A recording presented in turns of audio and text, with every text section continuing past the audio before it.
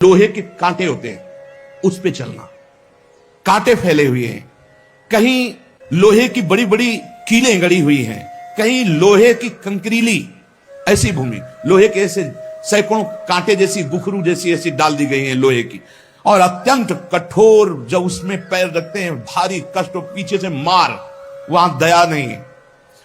कहीं आगे भूमि आग जैसी जलती हुई, कहीं सैकड़ों गड्ढे जिनमें गिरा गिरा करके मारते हुए ले जाते हैं, और सूर्य भगवान इतने नजदीक से ताप देते हैं कि आग लगती है, वो सूर्य की किरणों से जलता है। ऐसे यमराज के उस मार्ग में घसीटते हुए यमराज के दूत ले जाते हैं, यमपथ, और बीच बीच में दूत उनको कठोर ताड़ना देते हैं, रोक रोक के। मरना है नहीं, जिस समय जीव को घसीट कर ले जाते हैं, सैकड़ों घुड़कियां मार, इस तरह का कष्ट हो।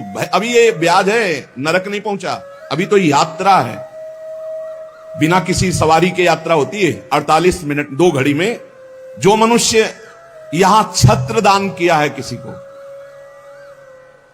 श्री जी को, बिहारी जी को, गुरुजनों को, आचार्य जनों को छत्र दान किया, तो जब वो जाता है तो ऊपर के ताप से बच सकता है, उसे वही छत्र मिलेगा।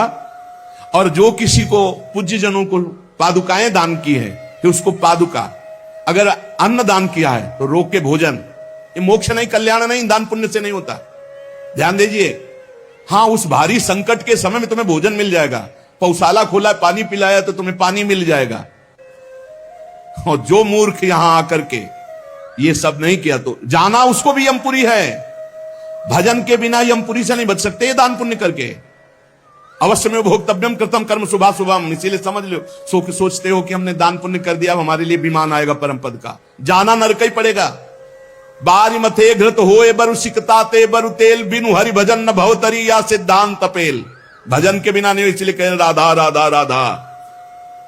अब इस प्रकार की यात्रा, अनेक प्रकार से कष्ट भोगता हुआ पाप पीड़ित जीव धर्मराज के नगर में पहुंचा। अब वहां सेकंड के कम हिस्से में हिसाब हो जाता है। ऐसा थोड़ा क्या नाम है, कहां से लाए हो, क्या क्या किया, ऐसा नहीं, 1 सेकंड के कम हिस्से में तो बहुत ही लाइन लगी।